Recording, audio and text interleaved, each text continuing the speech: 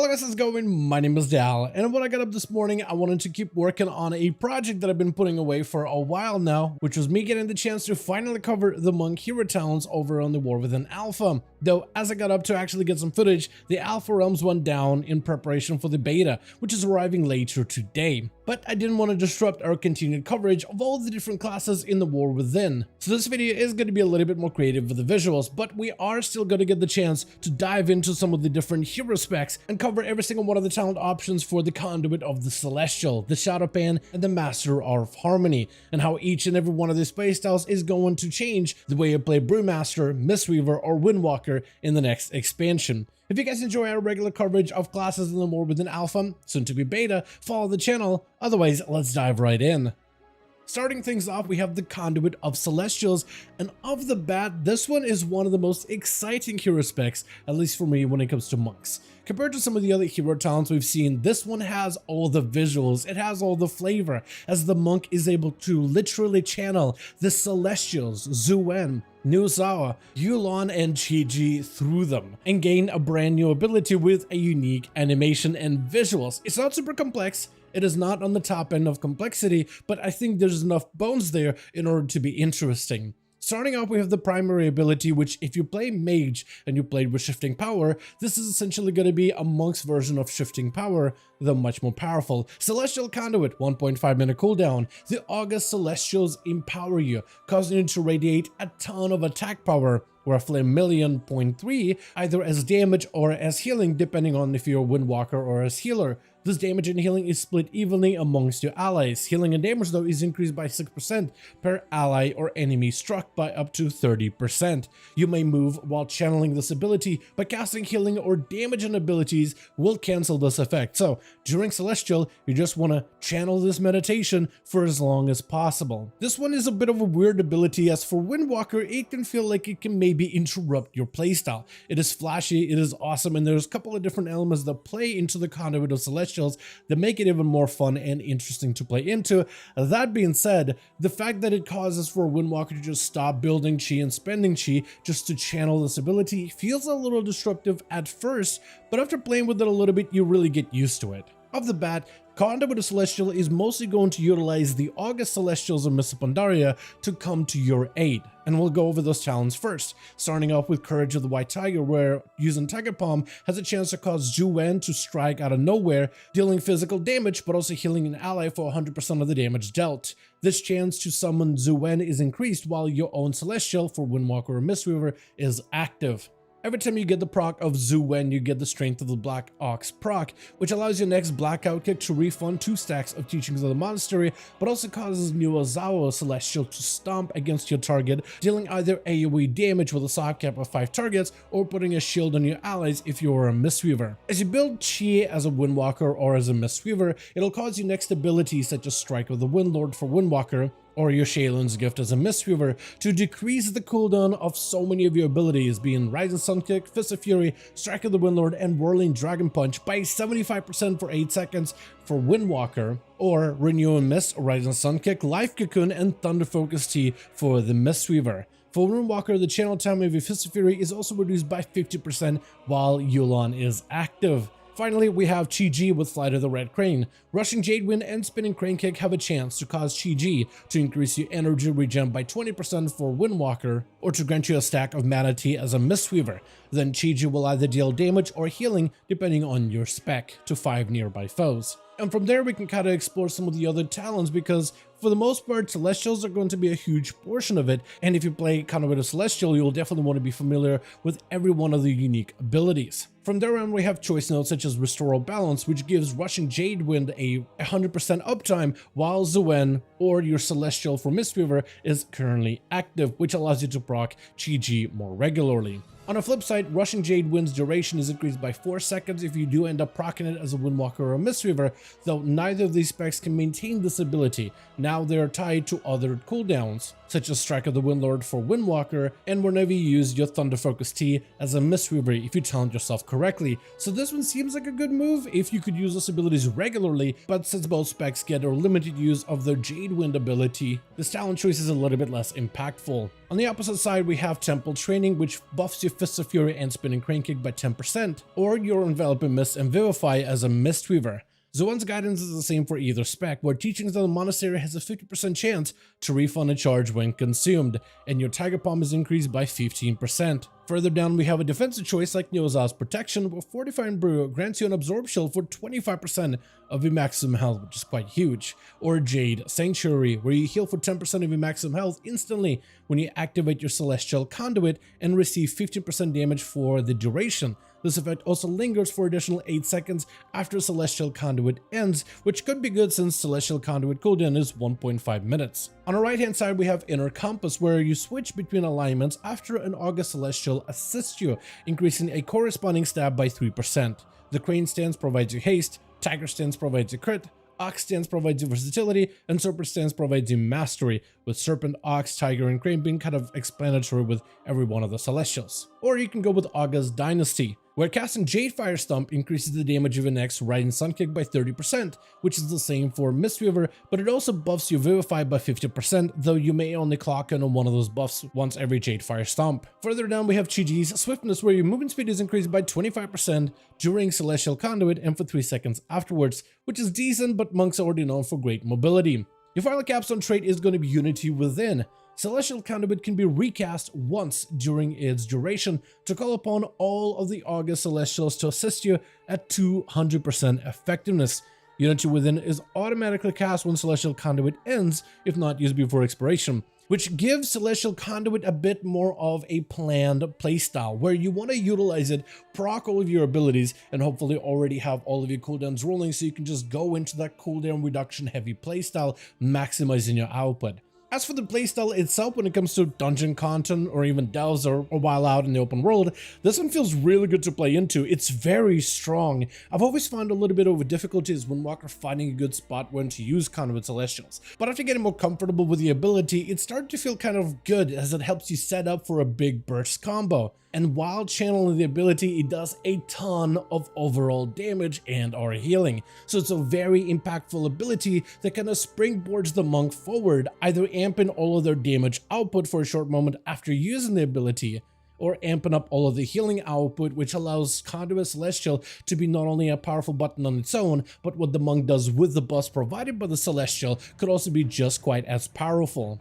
From there on, however, we will move on into Shado-Pan, which I was the most excited for just because, I mean, we're getting to play around with Mr. Pandaria Remix right now, and you get to know the Shado-Pan quite well. They've always been one of the more iconic Mr. Pandaria factions, from the transmog to the combat prowess, as well as some of the characters of the Shado-Pan.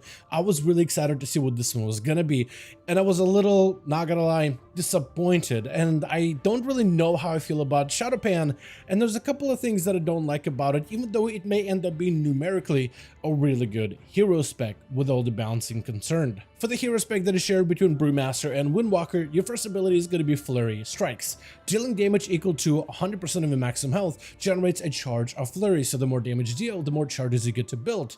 For each 400 energy that you spend, unleash all of your stored up Flurry charges, which deals at level 78 about 14,000 physical damage per charge, which isn't a lot. When you're looking at characters that are rocking about 2.7 million health at level 78, an ability that does 14,000 damage, even with a couple of stacks like 2, 3, or 4, doesn't seem like a lot, and that's my biggest problem off the bat.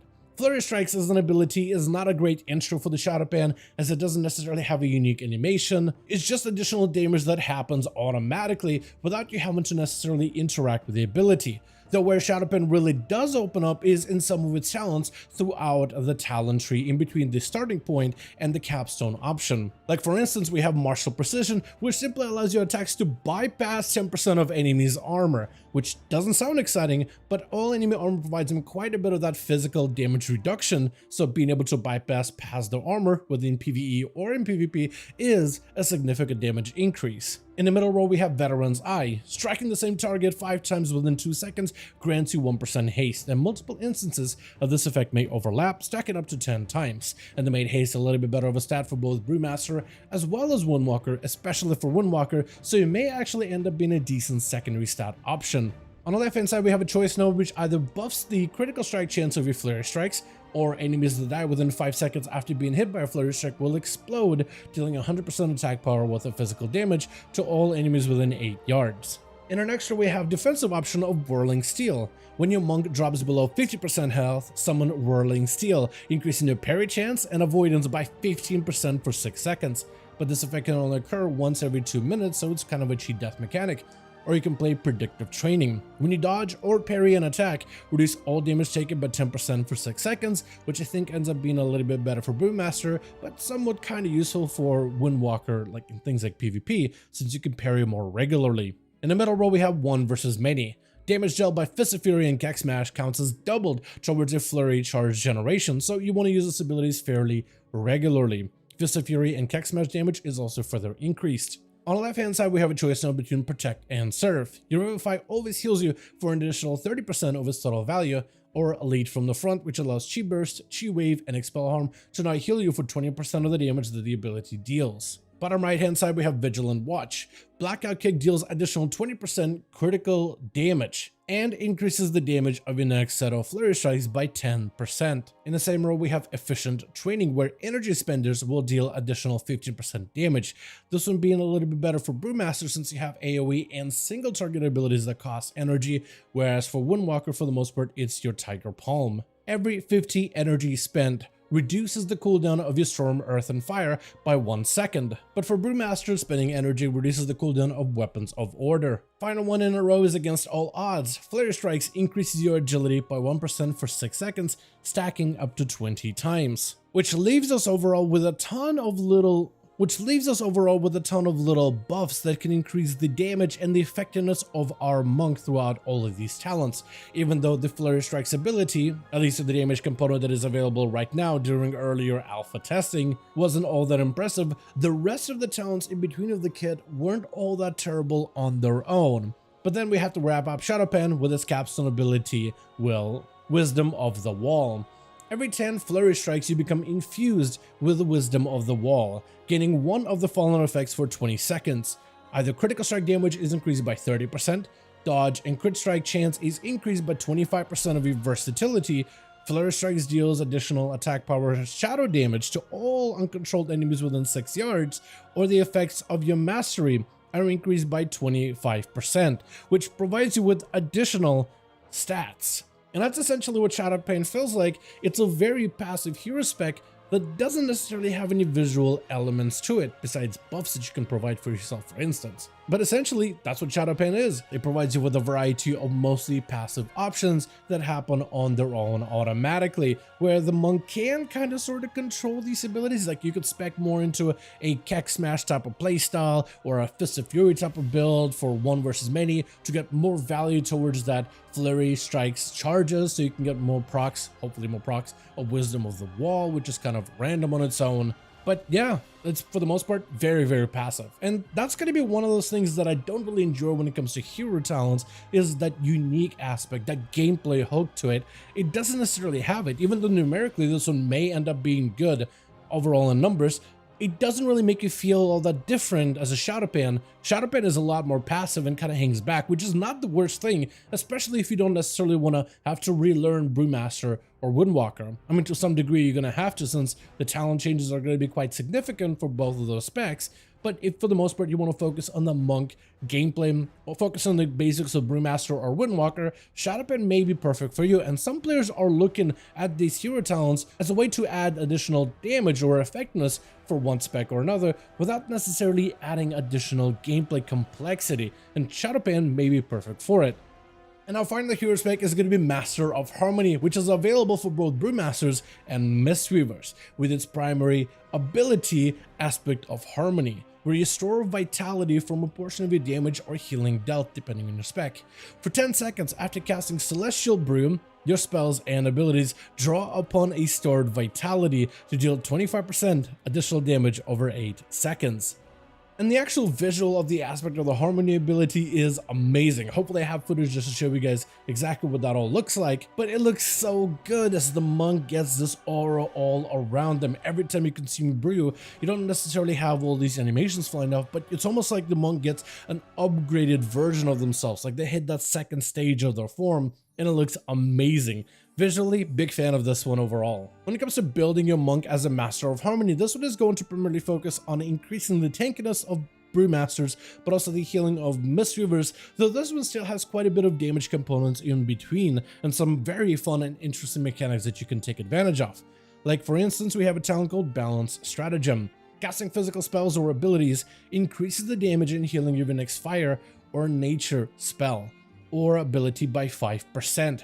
Whether you play Brewmaster and whether you play Mistweaver, this one is a very interesting option. There's quite a bit of fire and nature damage abilities for your Brewmaster, but also nature abilities specifically for your healer. And it can kind of encourage a Fistweaver build, at least when it comes to healer playstyle, where you use melee abilities to heal your allies, which can build up the healing of your next big healer ability once somebody is super low. Or on the flip side, you could just use a bunch of non-physical abilities and chain them together to make sure that your next physical ability can deal additional damage. And this one is really fun to play into, and I feel like monks are able to get a different flow and slightly alter the rotation to get the most out of the Balance Stratagem. I think that's where it's actually going to be quite fun to mess around with this one in general. It is such a cool gameplay loop that kind of almost gives you a modified version of the Windwalker Mastery, if you want to think of it that way, where instead of casting abilities that are not repeated themselves, you're kind of separating abilities into the physical or the non-physical department and just trying to kind of build up one into another. In the middle row, we have a choice node between Purified Spirit.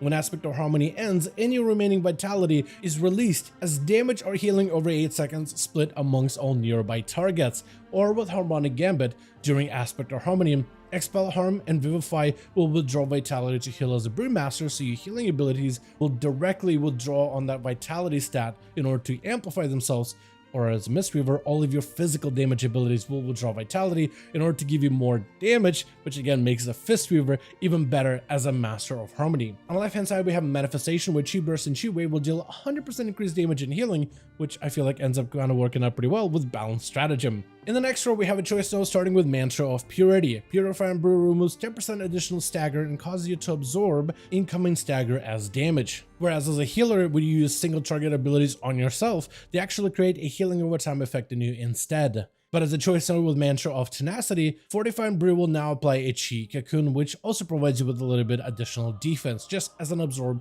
instead of a healing over time effect. In the middle row, we have Endless Drought, which I think really helps amplify the Master of Harmony, which gives Celestial Brew, as well as your Thunder Focus Tea, an extra charge, which allows you to play either with an extra defensive option as a Brewmaster, as extra shielding component with cooldown reduction baked into it as part of your spec, or as a Thunder Focus Tea, which can really amplify a variety of different abilities as a Mistweaver, which can also be quite fun to get into. Further down, we have Tiger's Vigor, where casting Tiger's Lust will reduce the remaining cooldown of your roll by 5 seconds, or Tiger's Lust will grant you 20% movement speed on up to 2 additional allies near your target, which can be fun when it comes to group content. In the next row, we have Clarity of Purpose, where casting Purify and Brew stores up damage as vitality increased based on your stagger level. Though for Mistweaver, this is adjusted to be casting Vivify, also stores a portion of its healing as vitality, increased based on your Gust of Miss Mastery. In the middle row, we have Path of Resurgence, where Chi Burst increases vitality store by 25% for 10 seconds, which can be quite good if you utilize this ability as kind of like a primer to set up a bunch of vitality. Or Way of 1,000 Strikes, where for both Mistweaver and Brewmaster, Rising Sun Kick, Blackout Kick, Tiger Palm all contribute by 50% additional vitality. So again, as a Fistweaver, if you really want to lean into the damage build, this is a lot more of a reason why you should probably pick up Fistweaving as a Master of Harmony. And the final choice in that row is Overwhelming Force, where Rising Sun Kick, Blackout Kick, Tiger Palm all deal 50% additional damage to enemies in a line in front of you. This damage is reduced above 5 targets. This is a damage talent that's available for both Mistweaver as well as Brewmaster, which again makes you want to lean into a Fistweaver as a healing monk with Master of Harmony talent selected. And your final capstone is going to be Coalescence. When Aspect of Harmony deals damage or heals an ally, it has a chance to spread to a nearby target.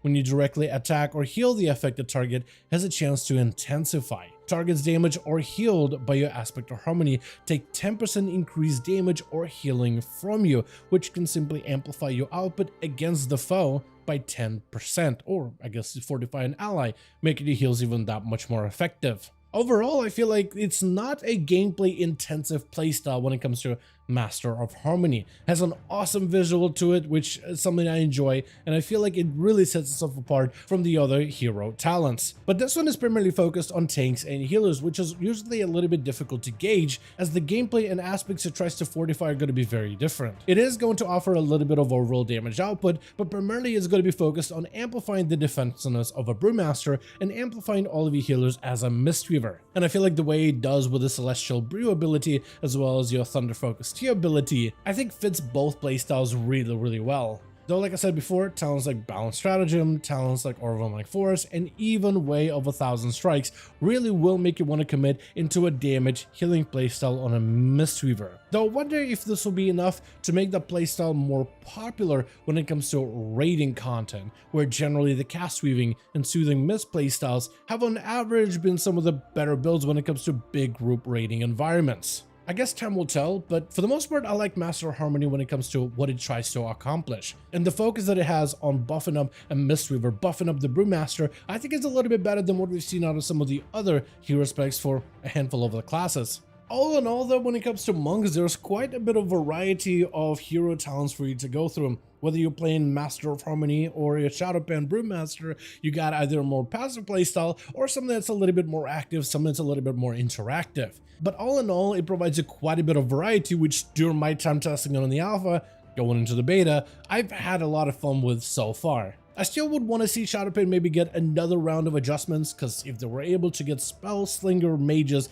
set up a little bit better with an orb focused playstyle and a gameplay hook that finally feels really good to play, and I wonder if they could do the same thing for the Shado-Pan also. But you know what, at the end of the day, it doesn't really matter what I think or what I would want out of the Windwalker, Mistweaver, or Brewmaster. I think I want to pass the question off to you guys. What are your thoughts on these hero talents for the monks so far? What do you think about the Shado-Pan? Do you think it's a bit passive, or do you actually like some of the talented options that it provides, and you think it actually has quite a bit of potential that I might have just grazed over in today's update? What are your thoughts on the Master of Harmony as a Brewmaster or Mistweaver? And how are you feeling about the Conduit of the Celestial with its channeled ability? Do you think it'll be awkward to play as a Windwalker, or do you think it'll be something that, yeah, it'll be awkward at first, but most monks will adjust, and you're actually excited about some of the different ways the Celestials get to augment your playstyle? Let me know all those thoughts in the comments down below. As per usual, if you guys enjoyed this video or found it informative, go ahead and give it a thumbs up. I would very much appreciate it. And as always, in the description of every single video and live stream, we have a link to our Discord community channel. Probably the best place to reach out to me directly in case you want to let me know what you thought about this video, or hang out with the rest of the community to discuss some of the upcoming changes. Join our Discord to become part of the community. But otherwise, thank you all so much for watching this video. I do hope you guys enjoyed. Let me know all of your thoughts down below. And as always, I'll see all of you guys in another video.